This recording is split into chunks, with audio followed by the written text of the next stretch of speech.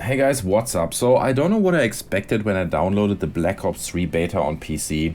It was free, so I guess you wouldn't say no to that. You gotta try it, and every time a new Call of Duty comes out, people get their hopes up and they're like, oh, maybe this one is not that bad. And looking back at the previous Black Ops games, I liked both of them. Like Black Ops 1 was great, like nice contrary game to Modern Warfare, right? Used weapons very differently, used the maps very differently. It was just a nice game. Black Ops 2 is already kind of controversial. I think quite a lot of people hate it already. I kind of liked it. I thought it had a few nice maps, like that boat and stuff.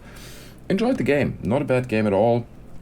Generally, you have to know that I used to be like a massive Call of Duty fan. Call of Duty was my military shooter of choice, and I played all games that ever came out, starting with Call of Duty 2 in multiplayer. Like, a lot. Like, I put so many hours into it. So I guess Black Ops 3 beta on PC, you just have to look at it, right? So I downloaded it, it's 11 gigabytes, it's only a beta, obviously. Before I downloaded it, I looked at the Steam reviews, and there are about 6,000 of them right now, and they are mostly negative. So I picked out my favorite ones, and you can see them here right now, not taking away too much of my actual review, which is coming, in which I break down my positives and my negatives. But I thought it's just fun to see what other people say about the game. So Pinhead Patrick says, Advanced Titanfall Destiny Ops 3. That's a pretty accurate description. Flooza says, Dear Treyarch, and a giant middle finger. 18 hours into the game, notice that. Obviously, thumbs down. Taylor Swift says, You can see your legs. Big thumbs up. Great. I mean, I didn't even check that. Can you see your legs? Probably you can. If Taylor Swift says it, it must be right. The guy whose name I can't even pronounce says that at least the uninstall button works. 10 out of 10 would uninstall again. And that could have been my review, because honestly, I installed it, played it like 5-6 hours, and then threw it off my hard drive instantly. I really came to a point where I was playing it, and towards the end I was like, oh man, come on, just let me capture one nice game and then I can uninstall it. And I didn't really manage to do that, so I apologize for the gameplay, but it's just not a very good game, you know. And I didn't manage to capture one full game that is just continuously good, which in the past, with games like Modern Warfare 2 or whatever, just wasn't a problem at all. And then the last comment from jcreeper27 on Steam is, big thumbs up, a good and enjoyable third-person turn-based strategy game. That is just a funny comment. I don't even know what to say to that. But let's get into the positives and the negatives, guys. And I'm going to start off with the positives, because I don't want to shred this beta to pieces. Obviously, like I said, it is just a beta, right? So they might fix some of this stuff that I'm mentioning here in the final game. But oh my god, what a horrible beta it is. Anyway, let's go into the positives before I get into rant mode again. The maps load much quicker, so the breaks in between the matches are shorter. Not only do the maps load quicker when you try to get into an actual game, also the interims, like the little breaks that you spend in the lobby in between the matches, is much shorter. So that's a good thing. I really like that. I want to jump straight into the next match as soon as one finishes. Players die rather quickly, which is, in my opinion, a positive point. Some people might see it as a negative, but I really think it's shit when you pump 20 bullets into your enemy and he still doesn't die. It's really frustrating. So in this game, players die relatively quickly. They take a few hits and that's it. Apparently, the PS4 version seems to be okay. Obviously, I only played it on PC, but the PlayStation 4 version seems to be quite good. Like, I heard quite a few positive things about it, but on PC, it's a catastrophe. I'm going to go into that in a second, why that is. There was less camping, which is great, because the game is very fast-paced, and if you stop at any given point, you will die within 10 or 5 seconds, something like that. Which I think is a great game, because I'm a player who really likes to move. I don't like to stand in the corner, even I know an enemy is behind the wall or whatever, I just rush out there and get him. It's just the way I play, so less camping is a positive point. The ping is displayed, which is great. We still don't have dedicated servers, which sucks, but at least we can see our ping, and we don't have like 3 abstract green bars that don't even represent anything, right? Like, we remember in previous games you see 2 bars, but it lags like fucking hell. In other games you have 1 bar and it runs super smooth, so it means nothing to see the actual ping on PC. Huge positive, really like that. The sound was nice, it sounded really crisp. All the explosions, footsteps of enemies, all the hit markers and stuff, I really enjoyed that. That worked for me. It sounded great, and if something happens in the room next to you, you definitely know it's there. You can locate it based on the sound and go over there and turn the room upside down. So that's great. All these are positive points. It's not all negative, and I did have a few fun moments in the beta, like these typical nice Call of Duty moments where just everything falls into place and you just enjoy it. So it's not all terrible, but oh, there's the police outside. I hope they're not coming to get me. But let's jump right into the negatives, and there are a lot. So bear with me on this one. I'm jumping into rage mode now, basically. The movement, guys, the movement is an absolute catastrophe. You can see how they try to feed from other games like Destiny and Titanfall, and they're like, look, you know, if you can dash into the ground or smash yourself in the ground and kill enemies, that's fun in Destiny, let's put that in. And you can wall run, so that's kind of, you know, adds vertical gameplay. That is like first-person shooter 2.0. Yes, it is, if you do it right. If you remember Titanfall, it just added a really nice layer of verticality to the game. These maps in Titanfall were like unlimited to the top, so you could get on top of any building, no matter how high it was, you could get on there somehow. And in Black Ops 3, it's just limited. Everywhere you go, there are limits, right? You try to get up on the top, and there are like some fences that don't allow you, and just basically invisible walls that we all hate in games. And it's just shit, because wall runs and also like the double jumps, they basically add absolutely nothing to the game. They are pointless. There's a wall that you can run along, but you just have the feeling that they just removed the floor so you can wall run, right? If the floor would be there, it would just be another extension of the map, right? And nobody would notice. The game would basically be the same, but they're like, we need to bring in wall running somehow, right? Let's remove the floor here, and then you can just kind of wall run over that gap. Yeah, that's cool. That's not how wall running works. Like, if you remember Titanfall, jumping from one wall to another, and getting on top of buildings, and it just turned the traditional first-person shooter gameplay on its head. Like, it really, really was intuitive and smooth, and here it's just clunky, it feels forced, it is absolutely pointless, it has no meaning, it adds nothing to the game, it's complete shit, and it probably would have been a better game if they would have not done that. Like, no wall runs, honestly, and also no double jumps. It's pointless. The performance, for me personally, of the game is slightly better than Advanced Warfare. It's still very, very poor, and I think that is mainly because they're still using an ancient engine from 100 years ago that originally was the Quake engine, and then they modified the shit out of it over like all these, whatever, 15 games or how many there are now, and by now it's just a broken piece of shit. Like, it is an absolute mess, and it's not fun to play, and it has frame drops all the time, and it just should not power like a AAA game. Like, the most successful franchise of all time should not run on a shitty engine like that. It just feels shit, and I've seen reviews where people are like, dude, I've got a GTX 970 and it's still, like, I still experience frame drops. So, complete shit. Like I said, slightly better than Advanced Warfare, but still very, very poor. Now, the main innovation of the game are these specialist characters, right? Basically, you have characters that then define your model, like how you look in the game. But not only that, they also have like special abilities, right?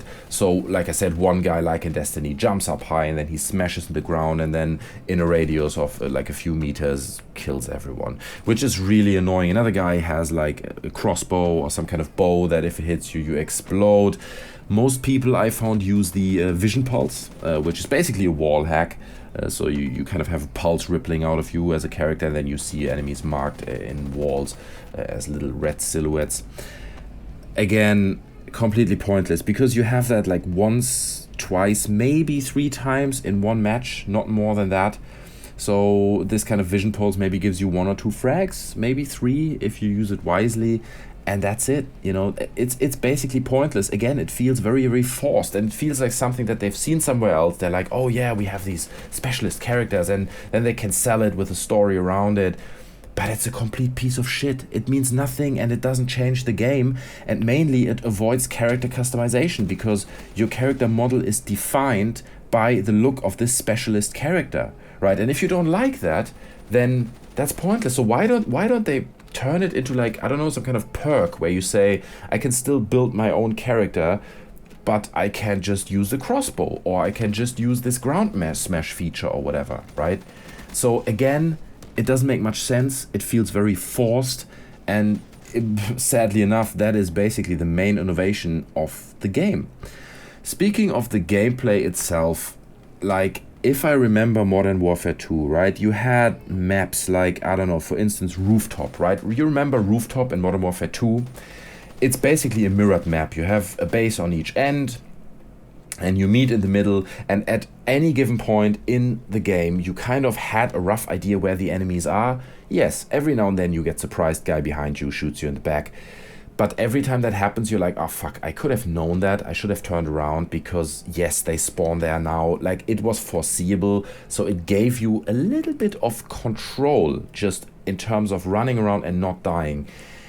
Black Ops 3 doesn't have that. Black Ops 3, the same as Advanced Warfare and also Ghosts. I remember Ghosts had the same problem. It is a complete mess. It's a very chaotic gameplay. All the time you feel like you're not in control. You're running around, there's a guy behind you, people spawn in incredibly random places. That might be something that they fix in the final game, and it's a beta issue. But it really is like majorly annoying. Like, this chaotic gameplay just drove me completely nuts. I hated it. It was terrible. Especially if you remember like games like Modern Warfare or Modern Warfare 2, even Black Ops 1. Like, Black Ops 1 felt fine for me personally with spawns and map control and stuff. It was all good.